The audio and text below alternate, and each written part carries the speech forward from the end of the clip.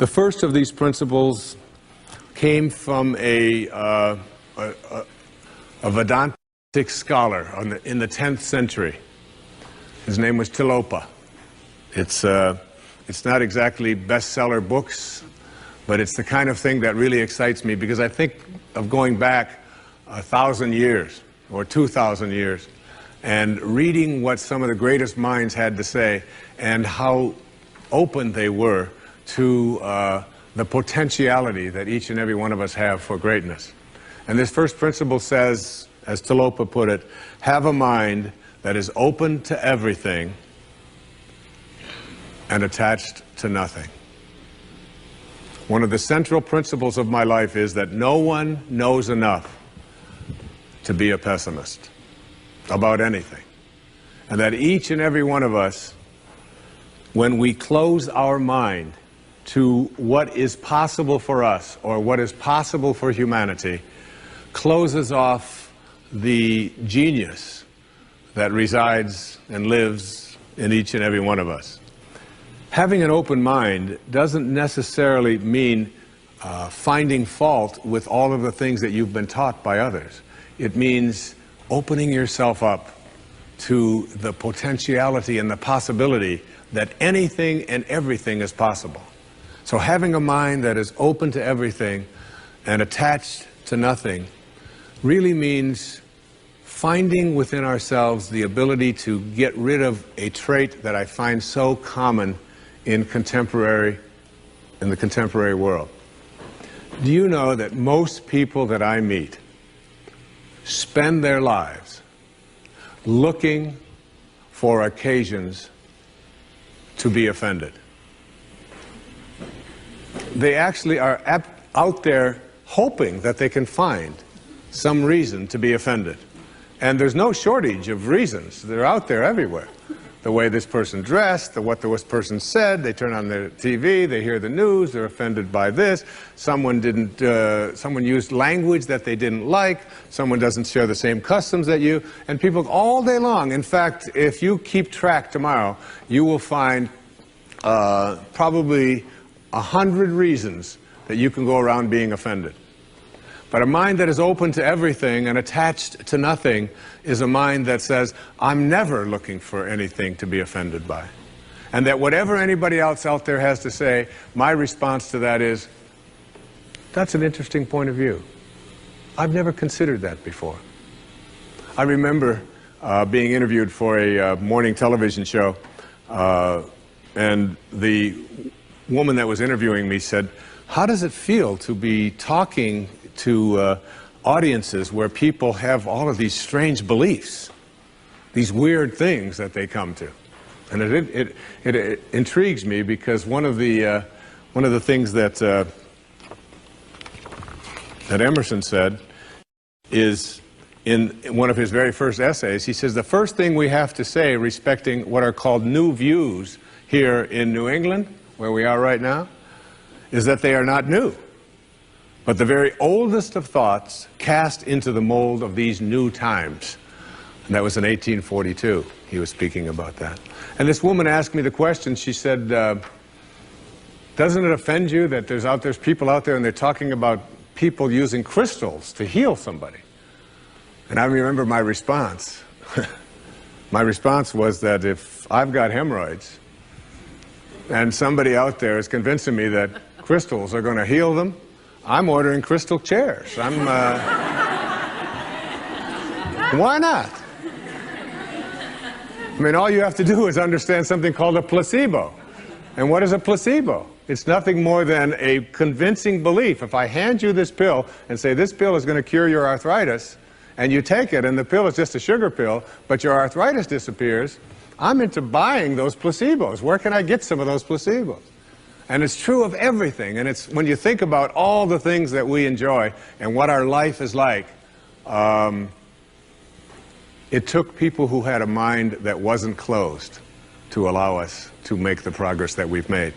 Progress is impossible if you always do things the way you've always done things. But the other word in this, what Tilopa said, is be attached nowhere.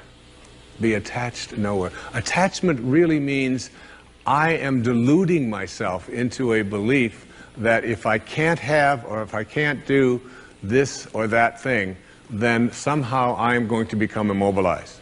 So an open mind that is detached. In my most recent book, in A Spiritual Solution to Every Problem, I have an observation. And it's an observation from Anthony DeMello, a man I respect enormously, a priest, who, in The Way to Love, puts it this way. Here's a great test for your relationships, especially the relationships that you're in with those whom you love, not your children, but your spouses and your lovers and so on. Try this test on for size. 1, I am not really attached to you at all. I am merely deluding myself into the belief that without you, I will not be happy. And 2, and here's the toughest test for non-attachment, I leave you free to be yourself, to think your thoughts, indulge your tastes, follow your inclinations, behave in ways that you decide are to your liking. How's that for a challenge?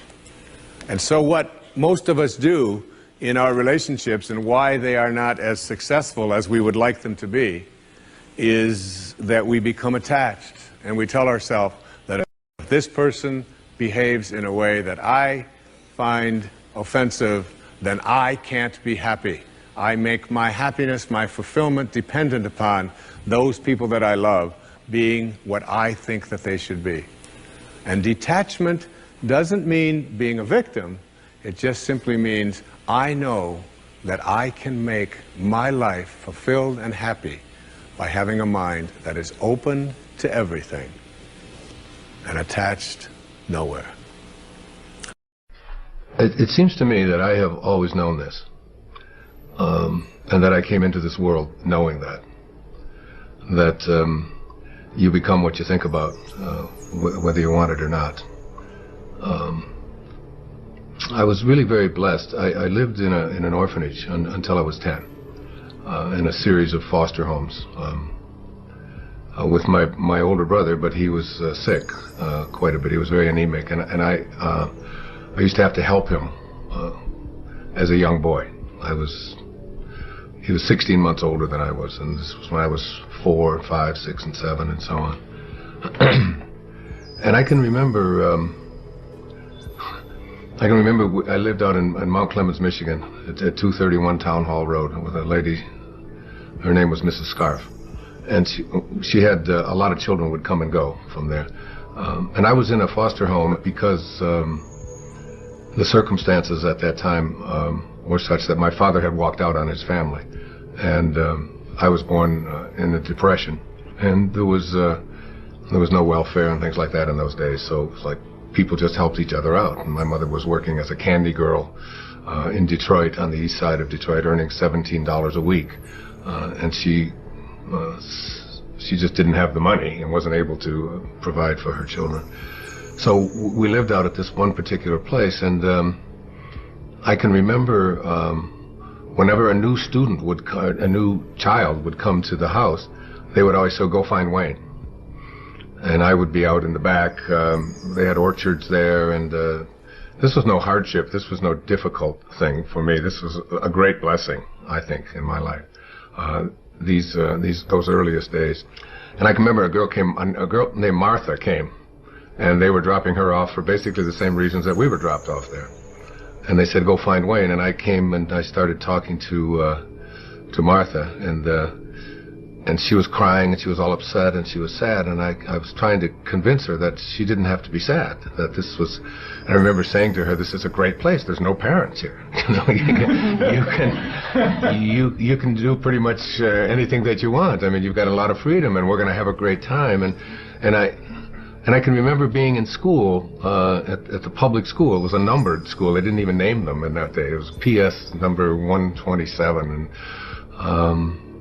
and I remember the teachers, one time we were out on the playground, and all the kids were all upset. And I said, "What's wrong?" And they said, "Well, the teacher said this is the worst class that she ever had." And she was so all upset, and she was angry, and she was hurt. And I said, "Well, why would you allow her opinions to have anything to, if this is her hardest day, then her life is just easy, and I can remember talking to other people about all you have to do is change the way you think, and it goes from being a miserable experience or a tough experience or a hard experience to one that you can do anything that you want with. And when my mother got our family all back together again when I was nine, almost 10 years old.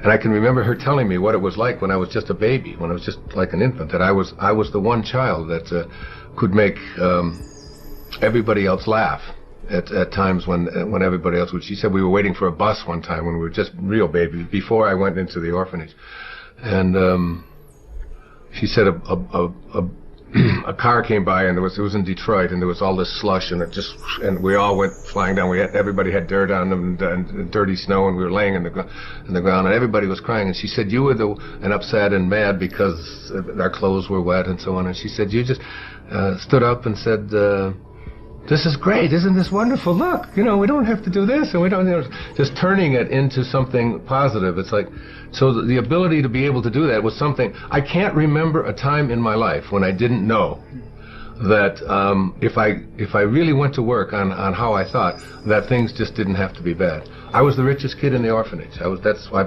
talked about that many times in my lectures. That a snowstorm was a time we had two snow shovels at the home, and one of them had the edges all curled up from hitting the curbs, and you couldn't make any money with that one.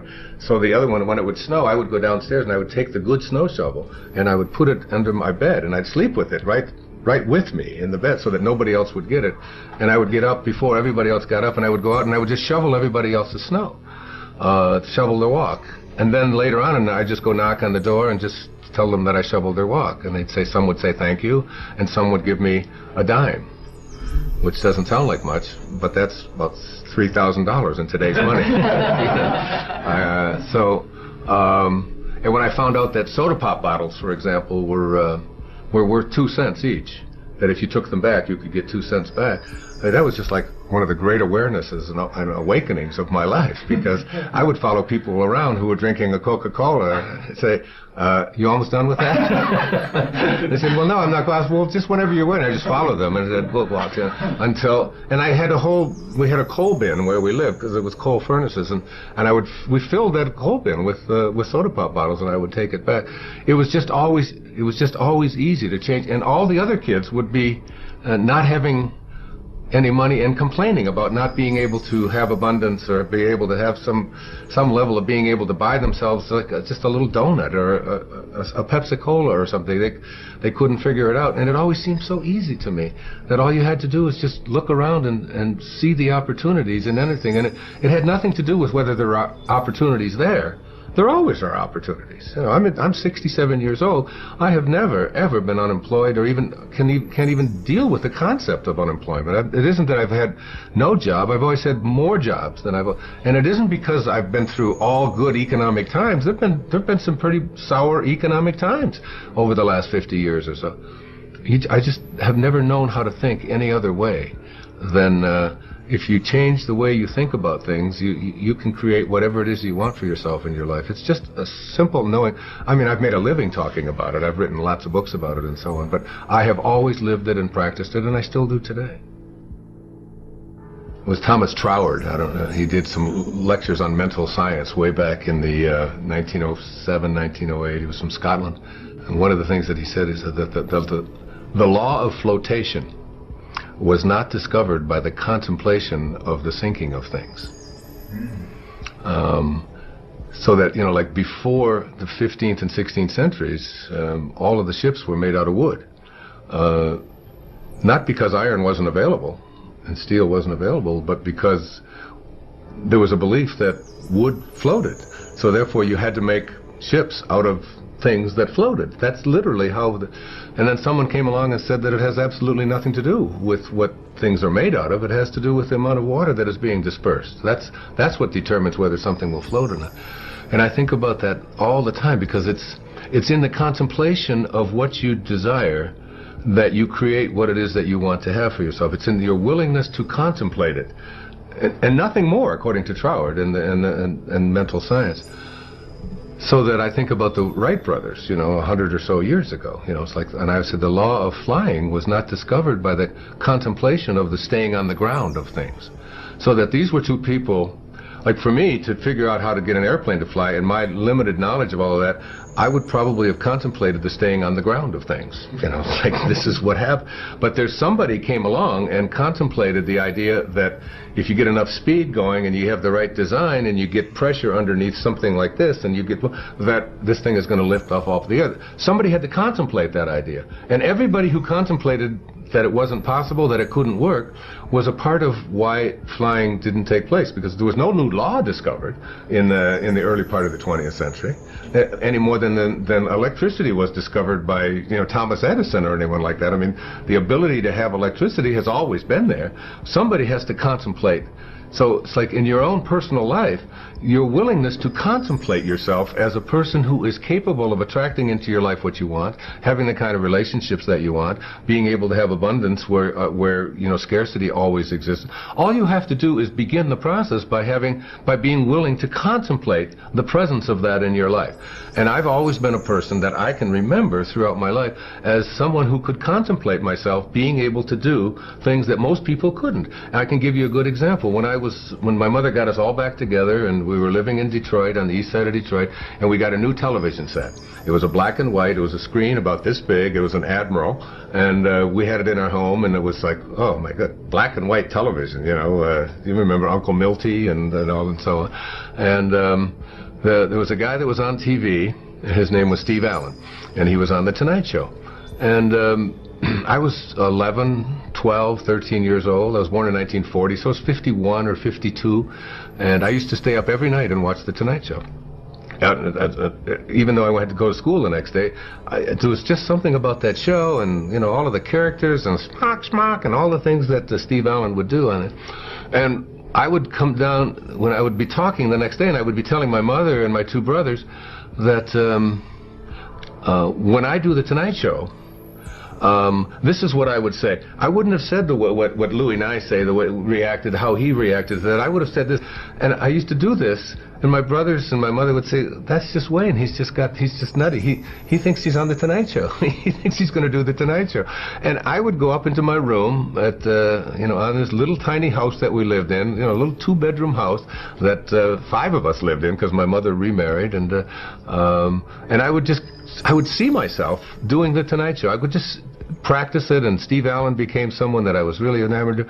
Well, fast forward, 30 years or whatever, and I've written a book, Your Erroneous Zones, and the Tonight Show calls, and they ask me if I would like to come on and do it. So I do my first stint on the Tonight Show. I did the show like 37 times over a period of 3 or 4 years with all these different hosts, but Johnny Carson was on, and the first guest on the very first show when I did the show was Steve Allen. And it was like something clicked in me that I had contemplated that as a child. I had always had a knowing, and I can remember sitting there talking to Johnny about this thing that, and Steve Allen was sitting there right next to me, and we were talking about that kind of thing. So that by putting my attention on something, it wasn't some deliberate thing that I was doing, when I was 11 or 12 years old that was designating that I was going to be a person who was going to be appearing on talk shows 30 years from now. It was just an awareness a willingness to contemplate myself in that kind of a place.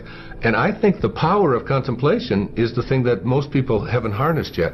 And when you harness it in your life, there's absolutely no limit to what you can attract into your life. If you absolutely stay focused on what it is that you're going to manifest and attract, you're not going to do it in your time. You know, Jackson Browne sings a song. It says, "And creation reveals its secrets by and by." I mean, you can't push the river. You can't. It's all done in divine time, but it will show. It will show. It will manifest. It will attract itself.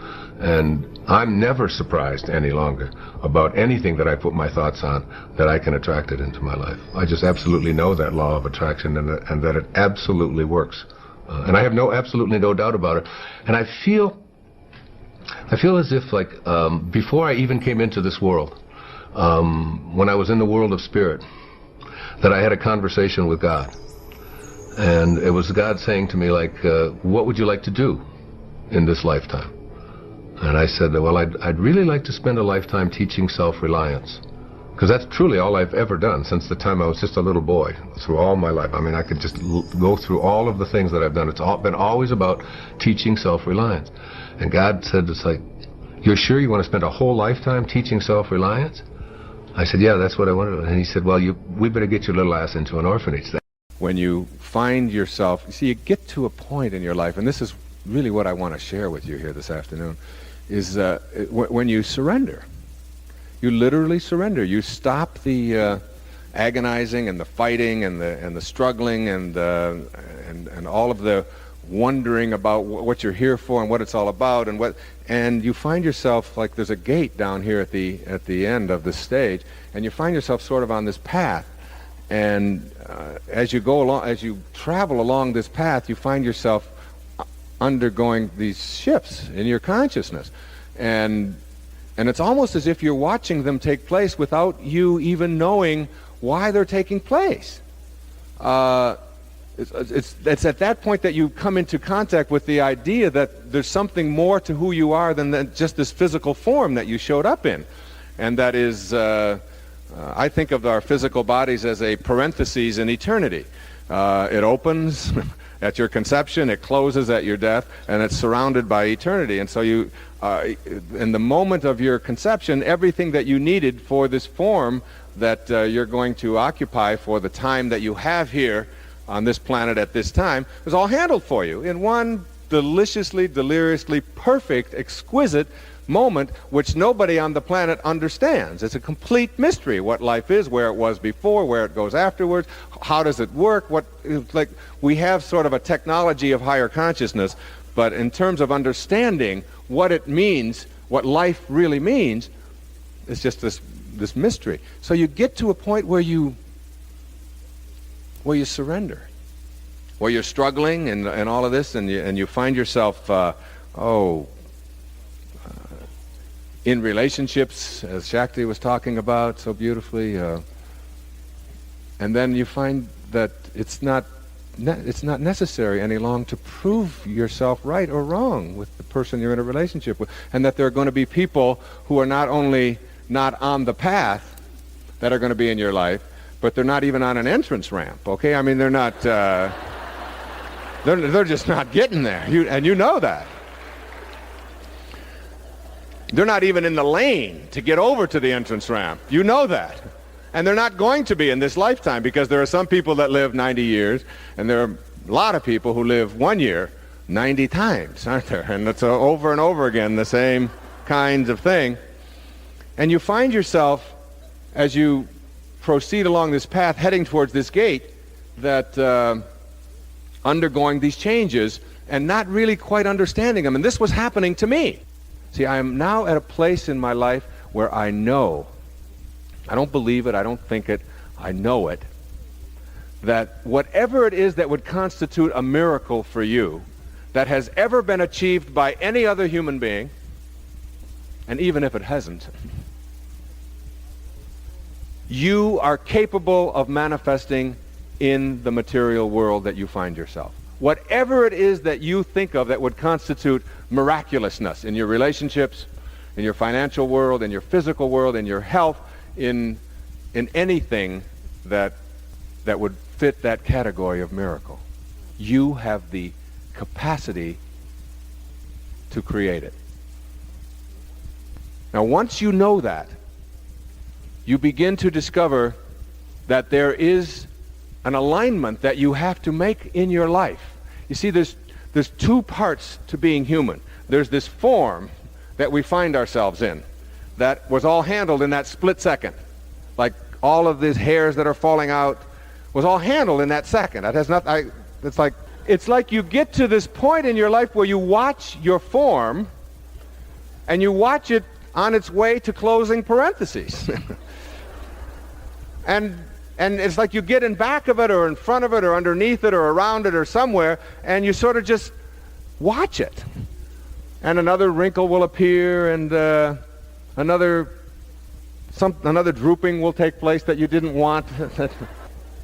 But what happens is that you get to this point in your life where you literally are capable of getting outside of this form that you occupy and coming in contact with another dimension of yourself that you can't describe with words any more than you can describe the experience of water with formulas. You must know it and go within and honor it and get it. And as you do that, it comes about from this surrendering process, from this knowing and this realignment. See, if you align yourself first with the physical side, and then primarily physical and secondarily the spiritual side, then allow it to go through whatever motions it has to go through, but align yourself first and foremost with this invisible part of you. Now, most people don't get this. They don't ever get in their life that this invisible part, this thing that you can call thought or consciousness or soul or whatever it is something that is real.